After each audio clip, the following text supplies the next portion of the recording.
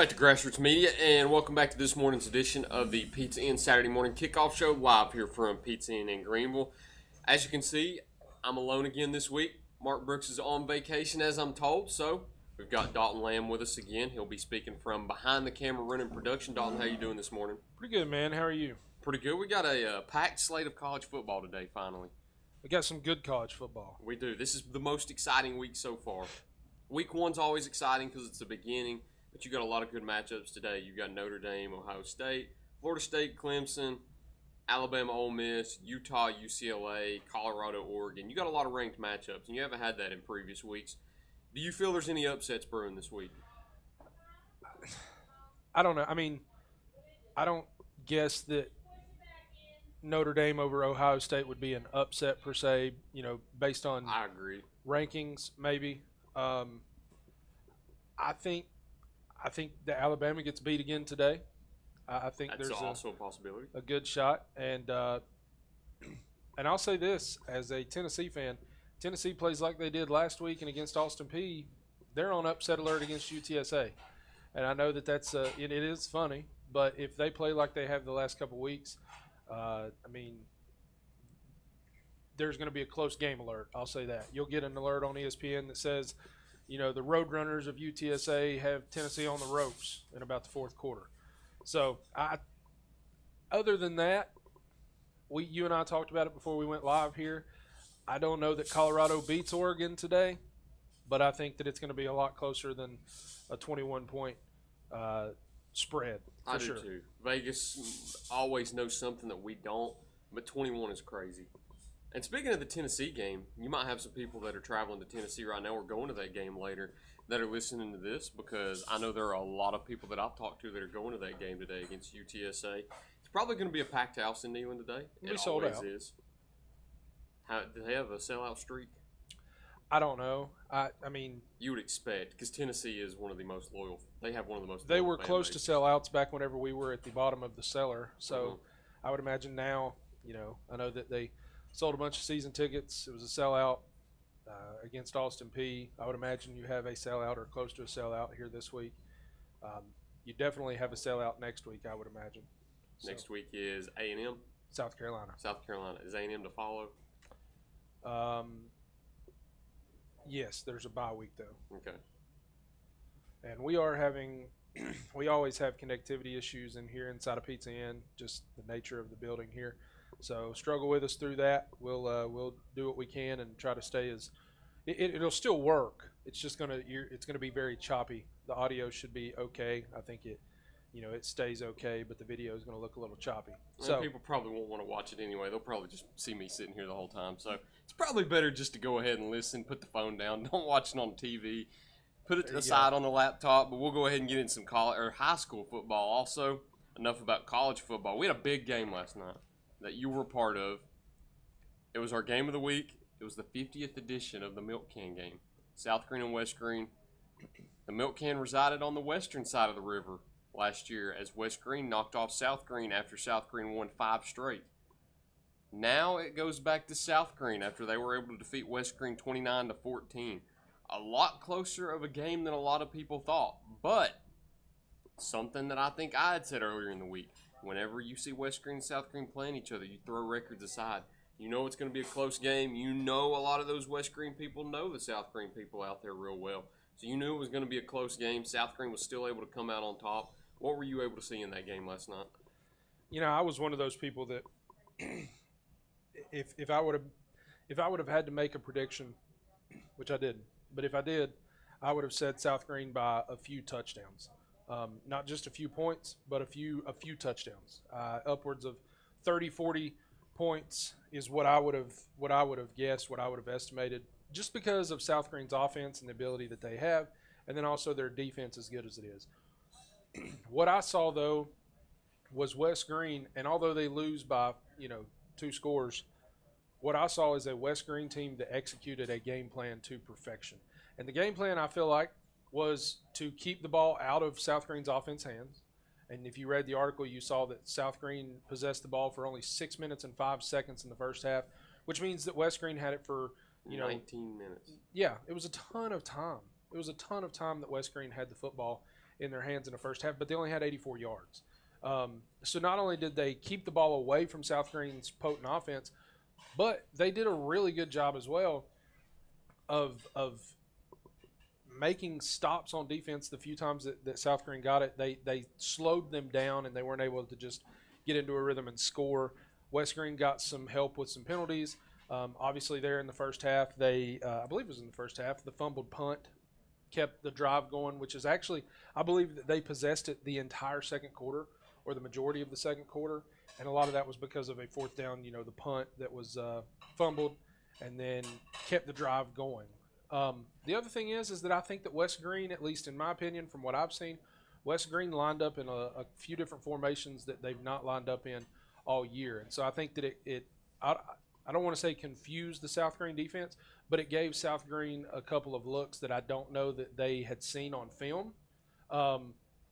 And it took just a few minutes. It took a few times for that, because the first drive that West Green has, they probably got 40, 50 yards, I believe, on that first drive, just driving it down the field. Looked like a pretty good opening drive that they might go in and score on that opening drive. And it was from they did a few things. They changed up a few things. It wasn't like every play was different, but they did some things that were different. And I think that made enough of a difference to keep South Green, on their heels and let West Green keep the ball.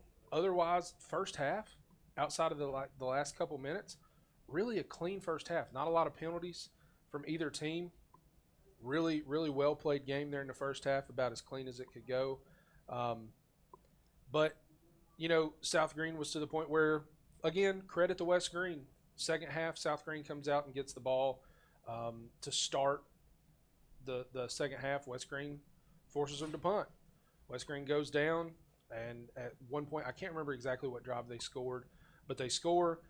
South Green gets the ball back, stop them again. Force them to, I think they turned it over on downs at that point, stopped them 4 downs in a row. West Green gets the ball back, and they're trying to put a drive together to try to maybe go back and tie this game up or get with, I think they missed the extra point on the first, so they couldn't have tied it up. They could have come within 1. But anyhow, South Green goes out, scores 22-6. West Green answers 22-14. South Green scores 29-14, and then several times there in the fourth quarter, West Green continued to march towards the end zone. Looked like they may be able to put a score in and tighten the game up even further. It was a good game. I know Tate the heading on the article, the lead line was it was a classic, and in my opinion, I think it was a classic just because I don't know that many people thought that it would be a 2-score game, and at times a 1-score game. Yeah, and I was about to say it ended up being a 2-score game, but it really was not a 2-score game. As far as that goes, it was a 1-score game for the majority of the second half. If South Green went up by 2 scores, West Green would answer. So it was a really good game. It was a lot different. It played out a lot differently than I thought it would. And one thing that I wanted to mention is you always hear a lot of coaches talk about execution. Execution is always important in any sport, especially football, because you can only make so many mistakes until it comes back to hurt you in the end. South Green and West Green each had 215 yards on offense. The same amount of yardage. But South Green still wins by 2 touchdowns. And that just goes to show that you have to execute every time you have the ball on offense. You have to win the turnover battle too, which is also what South Green did. They stopped West Green on 4th down on the 28-yard line and the 19-yard line, which are 2 huge plays. Because if West Green's able to go down and score, or if you have a kicker that's able to kick a field goal there, that's a possible 1-possession game if something goes right on defense. To strengthen your point there, one of the reasons why South Green didn't have more yards than 215 yards is because twice, two of the 4 touchdowns that South Green had came on snapped punts that went over the head of Dawson Daniels. And the first time Dawson, I think, recovered it just outside of the 10-yard line. Saw one was on the 14. And then another one I felt like it was on like the 6-yard line. I mean, it was really close. So you had very short drives, short field for South Green. And so they're scoring drives instead of having, 6-play, 7-play, 60-yard, 70-yard, 80-yard drives. They had 2 scoring drives that were less than 20 yards. So I think that's where that accounts for. But it also it strengthens your point that you take those two away. West Green's defense was playing well at times, and there were other times they had breakdowns, and Nash Rader, was able to run free like a little water bug down the field, and then other times where Deion Blair was able to beat the defense and get behind the deepest man, and Jacob Susong made beautiful passes out there. There were times that happened, but for the most part, West Green's defense was playing pretty well, and so you like to think that if you punt those balls away, you actually get them away, and South Green has to go 60, 70 yards as opposed to 15. Maybe it's different. Maybe that's 2 touchdowns that come off the board, and now you've got a tie game, as opposed to, a 2-score game. And it's interesting too that the 2-point conversion that South Green got wasn't planned. It was not planned. It was a messed up snap. It was a botched snap, and it was just a really good job of keeping composure. Fire, and finding the man in the end zone. I wanted to go through some of South Green's stat leaders, and I wanted to talk about one player in particular after this, because you had Jacob Susong and Nash Rader who carried the offense. I know Jacob Susong had a quarterback sneak that went for a touchdown, and he had a passing touchdown also to Trey Gentry, who I want to talk about in just a second. Nash Rader had 16 rushes, 94 yards, and 2 touchdowns. Jacob's stat line 6 of 10, 113 yards with those 2 touchdowns.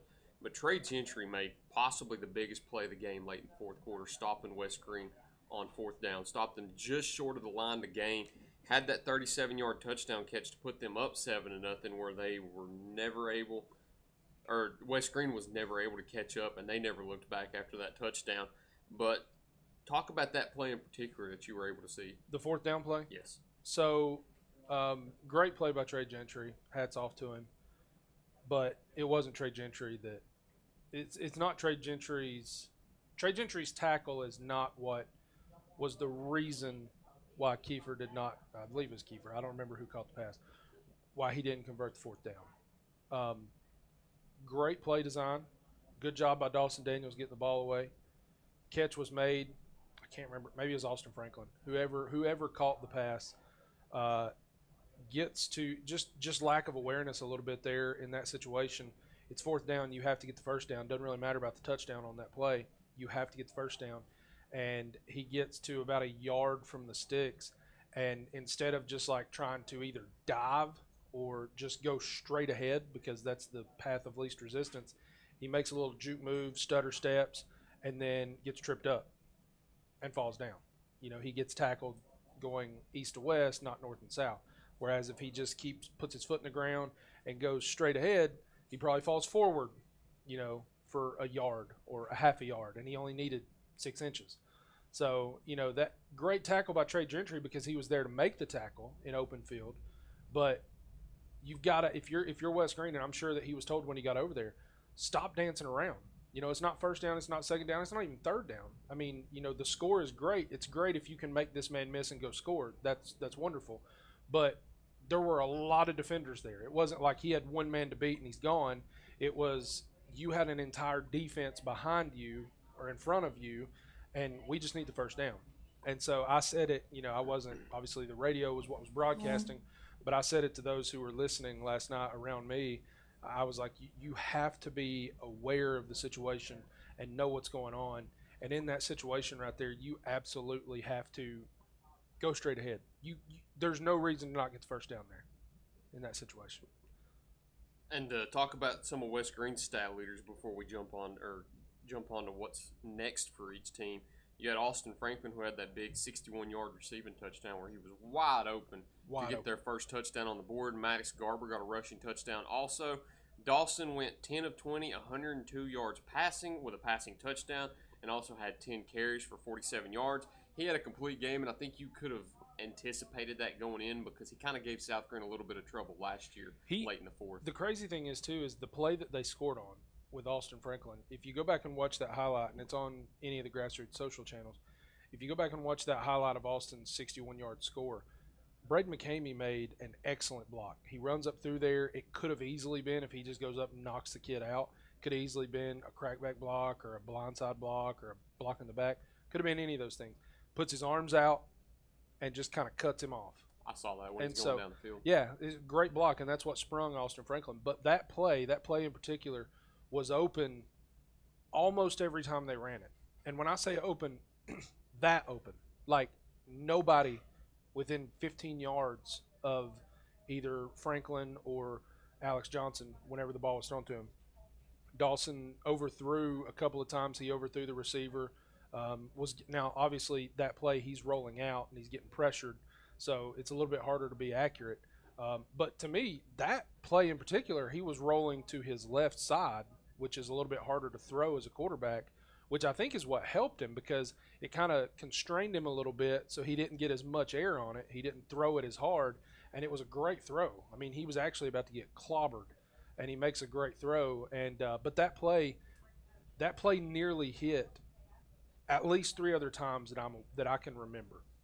Was that the play that they were going back to most? South Green just really didn't have an answer for. Well, I think they were trying to, but again, it never hit.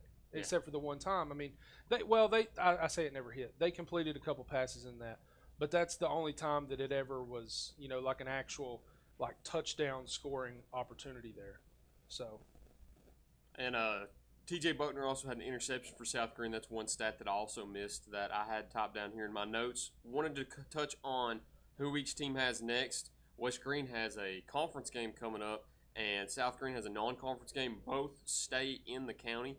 Both are staying. Well, I guess South Green's going back home, but West Green's staying at home. West Green's got Cumberland Gap coming up, and then South Green has Seymour. Seymour was a huge win for South Green last year at the end of the season. I don't think a lot of people thought that the Rebels would go down there on their final game of the season and knock off the Eagles. And then West Green's got Cumberland Gap, a team that they're familiar with but haven't played in the last few years. That's now a conference game for them. How important is this game for West Green now that they've dropped to 0-2 in conference play? Must win. It's a must win. And I think that, there are no moral victories in sports. There are no moral victories in football, obviously. But at the same time, like, what you have to realize is that this is a West Green team who's coming off of games against Eagleton, who's coming off of games against Unicoi County. They feel like they should have won the Eagleton game. They feel like they should have, competed better in the Unicoi County game. They were not in good spirits after that Unicoi County game. Some of those boys were almost lost. As a coach and staff, you probably feel defeated, a little bit demoralized. So, though you don't win the game and there are no moral victories, you either win or you don't. Last night had to feel good because they had no business, from stats and the way that the season's gone, they had no business being in that game. Now, again, it was a 2-score game, but it really felt like a 1-score game. It was a tight game. It was a back-and-forth type of battle, what you would expect out of a rivalry. So you would hope that they can take that and move forward, but they have to win at Cumberland Gap. When I say a must-win, they have to win at Cumberland Gap. You lose that game, you might not make the playoffs. The chances are very unlikely. The chances are very slim because you still have Hampton left on your schedule. And Happy Valley. And Happy Valley looks like they're a much improved team this year also. So that's a big game coming up. So you want to win this game against Cumberland Gap coming up. After you want to take the success you had here, convert that into winning success against Cumberland Gap, and then ride that energy to a Hampton game, which is a winnable game for them. The Happy Valley game, a winnable game for them if they play to their potential and they play lights out and play like they did last night with not a lot of boneheaded mistakes. They're winnable games. They have the opportunity to go out and win out in their conference slate, which I think before last night I would have not said. But the way they played last night, I think they can beat anybody they have left on their schedule. Speaking of a team that has a chance to win out on their conference slate, South Green. They have put together quite an impressive season so far. 5-0 as of right now, 2-0 in conference play. I think they're sitting at the top of conference play with Hampton at the moment. That's a game that a lot of people are already looking forward to at the end of the year. But you can't look too far ahead. They've got Seymour coming up in, I believe, their last non-conference game of the year. And that's a team that they beat last year at Seymour. It's a team that they beat at home 2 years ago. Both were pretty close games. They weren't high scoring, but they were big wins for South Green. I think South Green fares well against Seymour this year. Seymour, I think, last year was kind of a rebuilding team, and so was South Green, and you were able to see South Green come out on top. So with each team maturing a little bit more, I think South Green takes that one too, and I'm interested to see how they do against the Eagles at home. Yeah, it'll be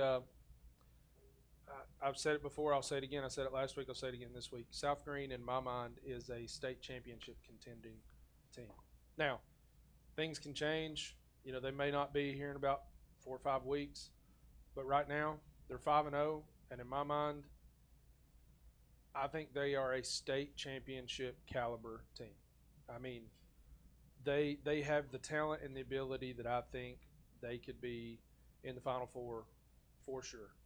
And I think a thing that, thank you. I won't be on camera. You're fine, thank you.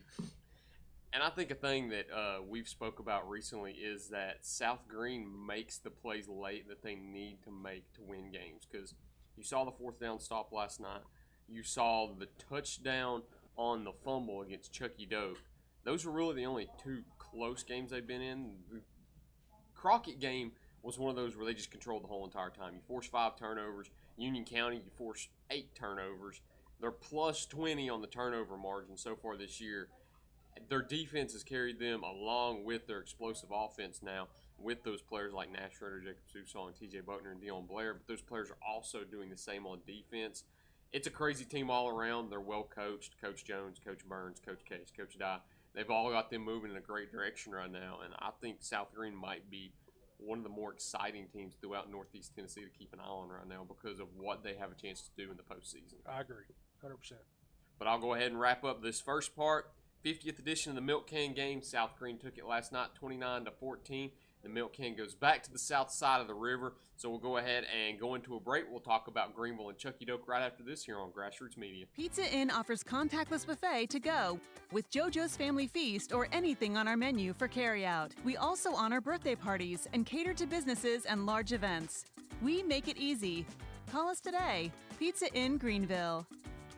Pizza, pancakes, or donuts. The Davy Crockett Travel Center in Baileyton has the cure for all your cravings. While you're there, shop our general store for souvenirs, gifts, and cellular accessories. In a hurry, grab a cold drink and a hot dog to go. Check us out on Facebook and come to Baileyton. The mission at TRC Logistics is providing independent advice and identifying the right fit for you. Services are sourced and procured based on solution specifications provided by our supply chain solution. TRC Logistics has the freight management experience you need with the quality you can depend on. Customer service is our goal, not increased profit margins. The mission at TRC Logistics is simple: to provide high-quality services in a timely manner. Our team caters to each project's specific needs to ensure excellence. When service matters, TRC Logistics is the solution.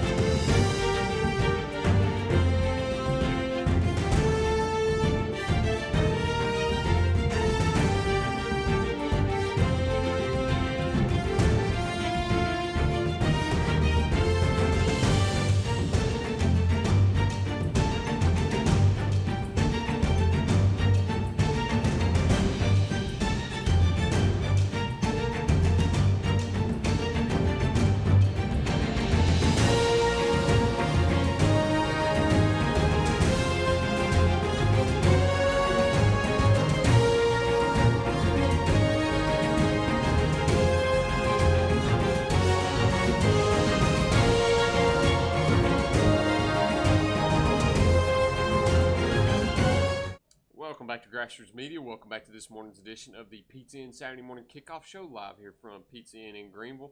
Got breakfast pizza in front of us today. We don't have a veggie pizza since Mark's not here today. We got the regular 3 meat with sausage, ham, and bacon. Thank you, Kyle, for letting us come through once again. Dalton, Chucky Doak. Big win last night over Cott County, 26-21, knocking off a 5A opponent on the road in Newport, which I think anybody and everybody that's around this area understands that is a tough place to play. and to come home with a win.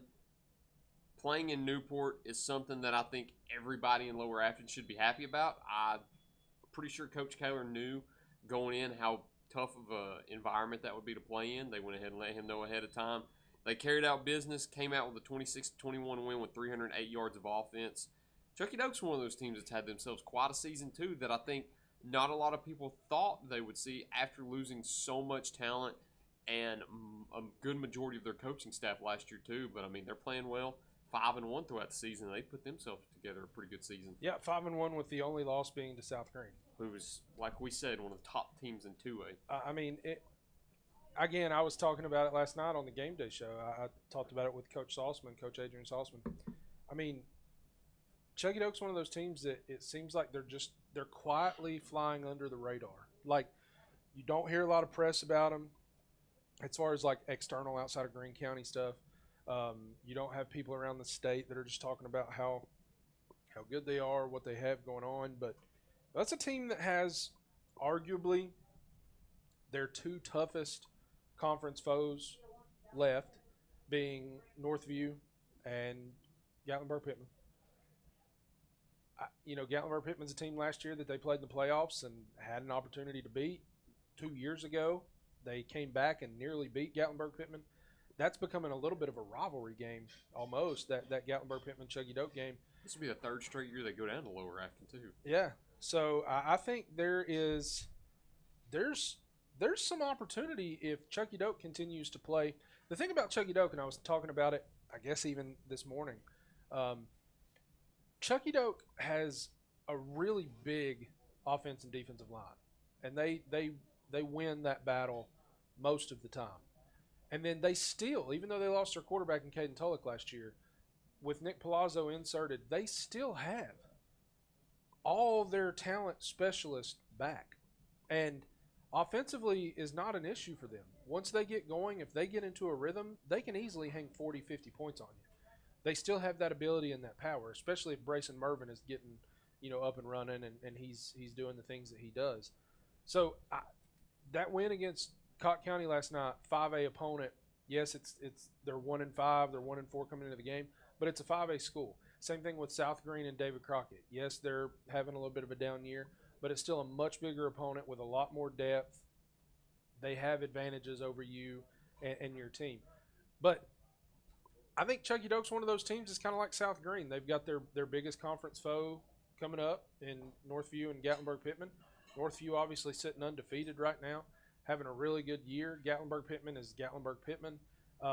If they can win one of those two games, now they may win both of them, but if they can win just one of those two games, home playoff game in that region, that's big. I mean, that's huge is what that is. So exciting times for Chucky Doak. I believe that they have been flying under the radar. Not a lot of people talking about it. And this is one of the best stretches I think you've seen out of Chucky Doak's program also, because you talked about all the stuff that they did last year with them winning 10 games, with them hosting, I think, into the second round of the playoffs, which might have been the first time they ever did that, if I remember correctly.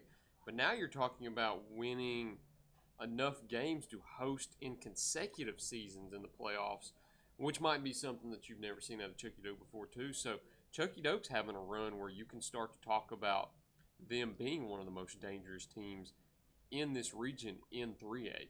Now, of course, you've got teams in Middle Tennessee and Western Tennessee that I personally am not as familiar with, but throughout this side, it's one of those programs that you kind of have to keep your eye on the most. Well, when you look at 3A in East Tennessee, for years the names that you hear about and you kind of think on, Alcoa, you think Gatlinburg-Pittman, you think for a while there was Austin East.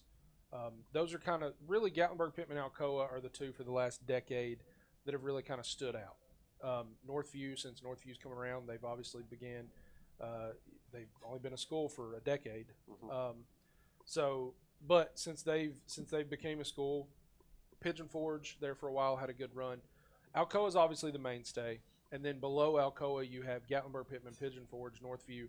Those are all names that you hear. But I think you're right. I think that especially now that they're all in the same region, Chucky Doak is going to be a name that emerges as, when you're living across Middle Tennessee, West Tennessee, and you hear the name Alcoa, that's top dog. When you hear Gatlinburg, Pittman, Pigeon Forge, Northview, you think those are really good teams. I think Chucky Doak has, over the past 2 to 3 years, has established themselves that when teams and people all across the state hear the team named Chucky Doak, they think that's that school from East Tennessee that's pretty good.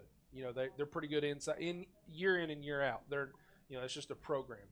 And that's hats off to, and the crazy thing about that is they've had a different coach 4 years in a row. 4 years. That's what I was going into next. So, I know that Kyle Donahue is not the football coach, but I think it bodes, or it's something for them to hang their hat on, and for Kyle to hang his hat on, that you can go through 4 coaching changes, and in the last 2 years in the regular season, they went 9-1 last year. Mm-hmm. Regular season, they're sitting at 5-1 right now. So in their last 16 regular season games, they've lost 2. They're 14-2. That's a pretty big statement in any situation. But when you've had multiple head coaches in 4 years, and you still have that level of success, I think that speaks volumes for the culture that you have as a school and an athletic program at the school. And I think one of the biggest questions throughout the county coming into the year was how they would look under Coach Billy Kaler. A lot of people were questioning what they would look like with a brand new coaching staff after a lot of their coaching staff went to Morristown East. I don't think there's any doubt now that Coach Billy Kaler was the man for the job. You look at what he's done with that team so far, like you mentioned, 5-1, only loss in a very competitive South Green game. A lot of people look at that game like you would look at the West Green game and think 14 points, South Green controlled it pretty much. But if you look at that game, Chucky Doak was moving down the field with a chance to tie the game and go into overtime. Yeah. So 1 or 2 plays differently, you could be talking about a 6-0 Chucky Doak team right now. Yeah. And they've got, like you mentioned, a lot of their skill players are back. Brayson Mervin was able to get in there last night. He had a heck of a game once again. 22 rushes, 119 yards, 2 touchdowns. Brock Rush also had a receiving touchdown. Senior quarterback Nick Palazzo, 12 of 20, 194 yards passing and a touchdown. But the big thing last night that I think a lot of people overlook, but I was paying attention to as soon as it was happening, Marcos Rojas, 2 of 2 on field goals. It's a big deal. That's how they started the game. They had their drive stopped twice in the first quarter. They go up 3-0 and 6-0. Without those 2 field goals, They lose. You lose. It's the difference in the game. And that's one thing that I like to talk about with a lot of coaches, and I talked about with Coach Eddie Spradlin at Greeneville this week. How important is it to have a field goal kicker on your team that you can rely on? We'll talk about that game in just a minute, where Greeneville beats Morristown East by 6. They kicked 2 field goals in that game. Morristown West, excuse me. And then you see it in this game also, where Chucky Doak kicks 2 field goals, and that's the difference in the game right there. In high school football, I think you see a bigger difference than you do in college and NFL, because in the pro, NFL, you college, recruit, you sign, you're expected to have one. You're expected to have somebody that can kick it. I mean, at least you may not have somebody that's going to be like 10 for 10 on 30-yard field goals, but you expect them to make 8 or 7, and you expect them to be able to have the leg to make 40 and 50-yarders, maybe not the accuracy. But in high school, especially in Tennessee high school football, if you have a kicker that can consistently make 30, 40-yard field goals, that's a weapon. Because think about how many times in high school, you get to a 3rd and 10 situation, and you're thinking, we have to get 6 or 7 yards right here to be able to go for it on 4th down on the 20-yard line, because we don't have a kicker that we can rely on and trust in to make this 35-yard field goal. And so you run a play and you've got 4th down and 8, and it's like, well, we're going to have to run a 4th and 8 play. Well, how many times do you get no points? Mm-hmm. I mean, you think about it. It's a weapon to have that in high school football, and it makes sense that it's the difference in games. So, guys like Marco Rojas and then obviously Quentin Brandon there at Greeneville, big deal. Big deal. And I believe Marcos had 2 extra points also last night, so I think he had 8 total points combined. And without that, that might be the difference in the game right there. They could go for it on both of those plays. You could get it, and you could win by more than 5 points, but you don't know how much a game can change if you don't have those field goals right there. Right. So it's good that you have that. Chucky Doak clinging on to a 26-21 win over Cocke County in Newport. Next up, they play Claiborne. That's another long road trip for them. They made the long road trip to Pigeon Forge during Rod Runs week. Now they go up to Claiborne County to play the Bulldogs. That is still a conference game for them. I'm still trying to wrap my head around the whole conference realignments for teams dropping and teams moving and brand new conferences, but that is a conference game for them. They, at the moment, I believe, are 1-0 within their conference, Pigeon Forge being their only one. So they stacked a lot of their conference games at the back end of their season. And they've got one this week in Claiborne. Winnable game, too, but Claiborne's also a much improved team, as you've seen. But if Chucky Doak goes down there and takes care of business, that's another game where you talk about, where you just spoke about, where you look at the Northview and Gatlinburg-Pittman games where you could potentially be hosting a playoff game and setting yourself up pretty. Mm-hmm. For sure. Going to Greeneville, though, they had 2 games this week. We've mentioned it all year. How many times can you say that? What a weird year it's been for high school football. They had 2 games this week. They had Morristown West on Tuesday at home, and then a very short turnaround to play Volunteer on the road. Morristown West being a non-conference but very big rivalry game, and then Volunteer being a conference game on the road. They carried out business, beat Morristown West 27-21, beat Volunteer 56-0. Great games all around by the offenses and defenses. Another game where we spoke about just a minute ago where Quentin Brandon becomes the difference with those 2 field goals. Morristown West was a game where I think it became a little more nerve-wracking than I think Greeneville would have wanted it to. Same situation as last year where they had a big lead and they started to climb back into it. And same this year where Greeneville had a 20-0 lead at halftime, and then Morristown West just starts slowly coming back. I saw that score 20-0 into half, and I was like, man, they're going to run away with this. And then you're right. So they started to slowly creep back in. I think that honestly that speaks really well of Morristown West because, you think about it, Morristown West had played on Thursday against Elizabethton. Or not Elizabethton. Wasn't it? Daniel Boone. It was Daniel Boone. Oh, yeah, it was Boone. Played on Thursday against Daniel Boone, and then they have basically Friday, Saturday, Sunday, Monday to turn around and practice over the weekend, which they're not used to doing, to get ready for Greeneville. And they come in on short rest, short notice, short everything, and they play a team like Greeneville.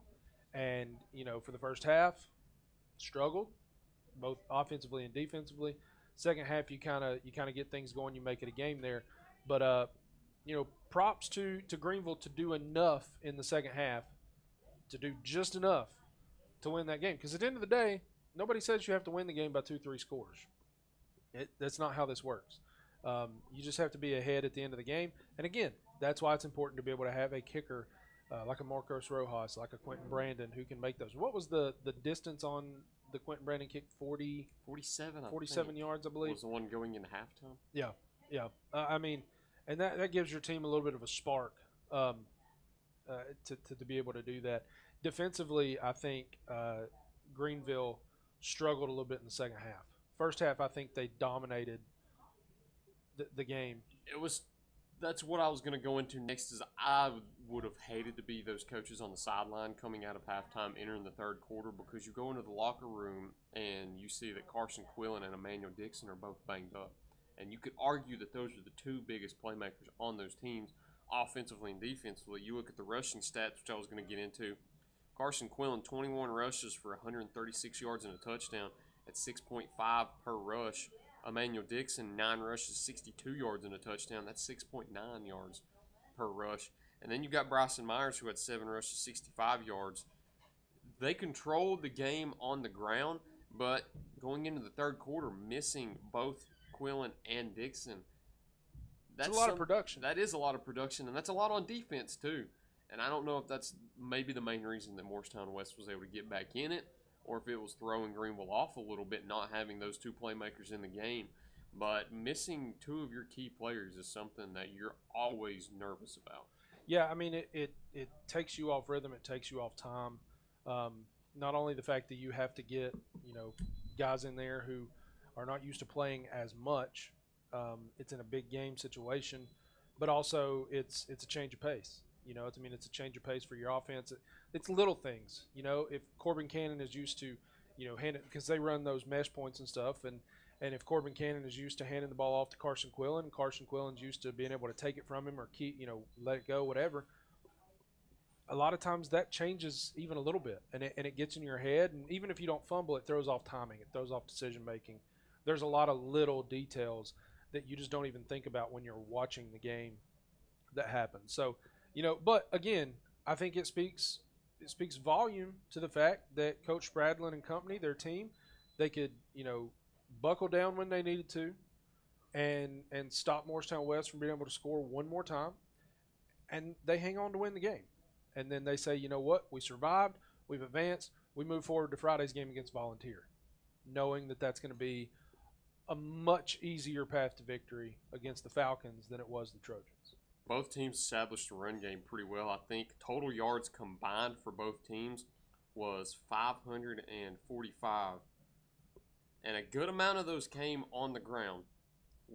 Greeneville had 247 of their 333 total yards on the ground.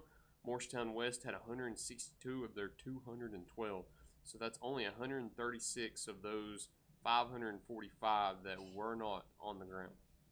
And Greeneville established the run game first. They were able to get in the end zone with Quillen and Dixon, and I think that became the difference in the game right there, where you have that big first half and you end up coming out on top. 27-21, they take the rivalry game once again. I don't know how many this is in a row now that Greeneville has won over Morristown West, but it's always a big rivalry. Me being a little younger, I don't understand the rivalry as much, and I mentioned that last week, but to people like you and to people like Mark, who I hope you're doing well on vacation, who is also, I think, a West alum. I think he's East. Is he East? Yeah. Okay. But the fact remains, Morristown West, Greeneville has the rivalry there, but East, they also have a little bit of a rivalry, basically because Greeneville and Morristown do not like each other. Just the communities. Mm-hmm. It's not even just the schools. It's the communities. So, big rivalry there. Going into their more important game with Volunteer, 56-0 win on a very short week. I asked Coach Spradlin about that, and it is, you would assume it is weird preparing on, 2 days rest? Yeah. And you finish a game Tuesday night where it's a tough and physical game where it's not like this game where you win 56-0 and you can rest some of your starters. Your tougher game was on Tuesday, where you then have to gear up for your more important game within your region on Friday night. So I can only imagine the type of preparation that goes into that, but credit to Coach Spradlin and that whole Greeneville coaching staff for having them ready to play. I think they gave them Wednesday off. They got at it Thursday, got them prepared, went in Friday on the road, came out with a 56-0 win. They outgained them on total yards 373 to 79. It's a big difference. 294 yards more than Volunteer was able to put up. Some of the leaders in that game, Corbin Cannon, 7 for 16 passing for 98 yards and 2 touchdowns. On the ground, Zach Chrisman had a really good game. 7 rushes for 80 yards and a touchdown. Emmanuel Dixon, 6 rushes, 56 yards and a touchdown. Bryson Myers got into the game again and did well. 6 rushes, 41 yards and a touchdown. The leading receiver was Zayden Anderson. He had 44 yards on 2 catches. Wasn't able to get into the end zone, though. But Greeneville, such a weird season. You hate to see the type of season that they've had where at this point, what are they now? Is it just 4-0? 4-0. Through 6 weeks, because you have those 2 games that are ruled no contests. But you're getting your most important games in against your conference opponents. That's all that matters in the end, because as long as you play those conference games, you're playoff eligible. So they're getting those games out of the way. They're winning those games pretty handily too. They've got Sullivan East coming up next. They host Sullivan East coming up this Friday night. That's another game that you should be able to see Greeneville win. Sullivan East, can you imagine? They get Elizabethton and Greeneville in back-to-back weeks. After starting out 4-1. It's one of those situations that you look at TWSAA scheduling for the conference stuff, and you're like, what are you doing? What are you doing? What's the point here? Yeah, you kind of blame that one on them because you didn't set that schedule yourself. No. It's like, can you spread this out a little bit? Yeah, that's a tough 2 weeks. Sullivan East goes into Elizabethton last night 4-1 and gets blanked 47-0. It might have been worse. It was a lot. I thought that game was going to be pretty close. I thought it was going to be a tight game. Was not. Speaking of what you said earlier with Coach Saltzman being on there making his picks again. How did he do last night? Do we have results? I don't know, because I told him that his picks were going to, they weren't going to be counted as official, so I didn't keep them. He kept them, and he was going to, if he was better, then he was going to have, he was going to consider himself the winner with an asterisk. But I told him that they would not count as official picks, but he was really good to have on there to just talk and chat football and things like that. Is Dalton Ramsey still the leaderboard leader? Dalton Ramsey is still the leader in the clubhouse at 11-2. And I mean, he had a little bit of an unfair week last week. It was pretty easy week. Let's not say that. It's a pretty easy week. Was it? Yeah. I mean, I didn't look at the games that he picked. I listened to some of them, but is Coach Kyle Donahue at the bottom of the leaderboard? He's very last. Very last. Yeah, he did not do well. I don't think he had a tough week either. He just had some games that I don't think you expected to go that way. I think 2 teams in Greene County let him down that he ended up picking, and then you had Morristown East who let him down too. But you got Dalton at the top, and then Kyle at the bottom, and then I think Adrian and Matthew Palazzo are kind of right there in the middle. Or were they 11 and? Matthew was 10-2-1. 10-2-1. So really, he was 10-2. Adrian was 10-3. Adrian was 10-3. Are those the only 4 we've done so far? Or did Jason Lowe make picks? Yeah, he did not do well. So, but Dalton Ramsey, leader in the clubhouse. We'll go ahead and take a break. We've got one more game to cover left with North Green, but we'll get some messages up on the screen. So we'll be right back in just a minute here on Grassroots Media. At Corner Pond, the friendly and knowledgeable staff has the experience necessary to help you out regardless the need. Have an item of value you'd like to pawn or sell? Corner Pond can help. They pawn numerous items of value, including firearms, tools, ammunition, silver, coins, and much more. When you walk through their doors, you'll find well-stocked shelves full of electronics, gaming systems, fishing and hunting equipment, car audio and accessories. And don't forget about the room full of guitars and basses and amplifiers, or their outside lawn and garden equipment. Corner Pond is a case knife dealer and carries numerous used knives as well. Stop by and let the friendly staff at Corner Pond help you today at 432 East Bernard Avenue, Greeneville, Tennessee.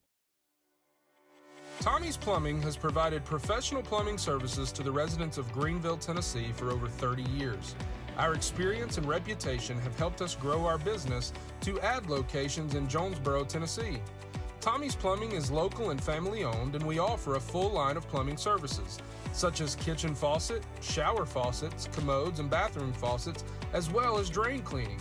We also provide outside plumbing work, such as septic and sewer drain cleanouts, as well as repair and replace. Tommy's Plumbing pretty much does it all. Tommy's Plumbing is licensed, bonded, and insured. Our quality workmanship and passion to provide our clients with expert service is second to none. We guarantee we have the best warranty around. For all your plumbing needs, give Tommy's a call at 638-3662. Welcome back to Grassroots Media, and welcome back to this morning's edition of the Pizza Inn Saturday Morning Kickoff Show live here from Pizza Inn of Greeneville. We started a little late. Almost have to say good afternoon. It's 11:58 at the moment right now, so we'll go ahead and talk about the last Greene County team that played this week, and then we'll let you all go watch some college football today. But North Greene, no stranger to road trips. They made one to Virginia earlier this year against Castlewood. They made a long one to Sneedville last week, and then went all the way up to Williamsburg, Kentucky last night to play Williamsburg City School. The Yellow Jackets came out victorious in that one, 54-7.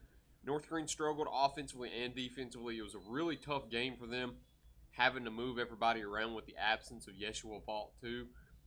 It was one of those games where they just really didn't get their feet out from under them. I wrote about it last night. They couldn't find a rhythm, it seemed, not having Yeshua in the game, who's your workhorse on offense, and your Mike linebacker on defense. You had a few good plays from a few guys, but I have to give credit to Williamsburg too. That quarterback was one of the better ones that I've seen throughout the year. Coach Tilson made it a point to come over to the sideline and tell me during the game, that's the best quarterback I've played since I've been here in North Greene. And rightfully so, it might have been, because that's a quarterback that you really don't have as much to prepare for, because how do you prepare for somebody that you've never seen before, don't know anything about, that you only see on film? He had a great arm, had great legs, had 4 total touchdowns. They were able to win 54-7. Coming up next for them, they host Cloudland. That's an important regional game. I think that's one that they need to look forward to more now. I think without Yeshua Vault, this was a good game to keep him out of. He was a little banged up. Having him out against Williamsburg doesn't hurt you, considering that game doesn't matter in the grand scheme of things. But they've got an important 2-game slate now with Cloudland and Unaka coming down to the Tundra. Huge opportunity for them to get wins against region opponents. They need them. You know, with Hancock County being their only region win right now, they need that win over Unaka and Cloudland. I don't think this week. This one is a must-win as the one against Hancock County was, but this one's one of those you can't afford to lose. It's not must-win in a sense that your playoff hopes are dashed, but this would definitely help them out being able to beat Cloudland, who's been the perennial top team in that conference for years now. I remember whenever my senior year, we were playing Cloudland, and that 4-year span, I don't know how much before, but in that 4-year span of high school, freshman, sophomore, junior, and senior year, we played Cloudland the very first game of the year. And they beat us as bad as they wanted to beat us freshman, sophomore year. I mean, it was like 60-something, 50-something to nothing both years. Junior year, they beat us by a pretty good margin, 3 or 4 scores. And then senior year, I remember we played Cloudland at home, first game of the year, and we beat them 22-7. And it was Cloudland. They had a little bit of a down year, but we beat them 22-7, and it was a huge deal for us. It was a huge deal for us to get that win. So I think, you know, playing a school that has perennially been number one in the conference, it helps your morale out quite a bit. And then coming up with Unaka after that too, that's one of those games that two winnable games. Yes, 2 winnable games. I think if you kind of compare scores last night, if I remembered, Happy Valley beat Unaka 35-0, and Hampton beat Cloudland 50-6. And those are games in the previous years where those games are probably a lot closer than that score-wise. So they're both winnable games this year. North Green is definitely much improved. You look at their schedule too. There's a possibility with an exception to a few turnovers, they could easily be 4-2 right now. Yeah. But they've cleaned a lot of that up. You didn't see a lot of those turnovers this week. That's one thing that you can brag about North Green, where you look at the Jellicoe, Cumberland Gap, and Hancock County games, you saw a lot of unforced turnovers where you had a lot of fumbled snaps, a lot of fumbled handoffs, bad snaps. But last night, I don't know if you saw any of that. I don't think North Green turned it over a single time on a fumble. I actually don't know if they turned it over a single time in general that I remember. And it was just a tough game for them to get going on offense, not having Yeshua Vault there, having to move everybody around. You had a few great first down plays from Grayson Collins and Jake Duffy. Thomas Darnell was able to move the ball a little bit on his feet, but they just ran into a really, really good football team up there in Kentucky in Williamsburg. Credit to the Yellow Jackets for coming out and winning that game. They move up to 2-2 on their year. North Green drops to 2-4 now, 1-1 in regional play with those games against Cloudland and Unaka coming up. That one against Cloudland will be at the Tundra this upcoming Friday night. But I think that's all we've got. We'll recap it one more time as always. 50th edition of the Milk Can game. South Green comes out on top over West Green 29-14. South Green hosts Seymour next. West Green hosts Cumberland Gap. Chucky Doak 26-21 win in Newport over Cott County. They travel to Claiborne County to play the Claiborne Bulldogs next. North Green lost 54-7 to Williamsburg, Kentucky. They host Cloudland next.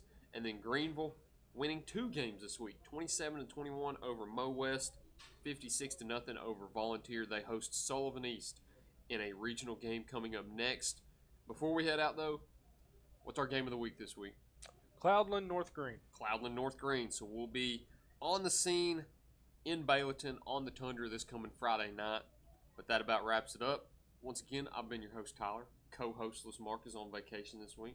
Got the boss man, Dalton Lamb, joining me behind camera on production this week. Thank you again for joining me and talking some high school football with me. Now it's time to go watch college football. Here we go. Are you watching college football all day? No. No. Not all day. Not all day? I'll probably watch a Tennessee game and keep up with the rest of it. Hey, hook 'em. First Saturday in the fall. Go Horns. Go Vols. All right. Maybe. That's all we've got today. Thank you all for watching this week's edition of the Pizza Inn Saturday Morning Kickoff Show. Look forward to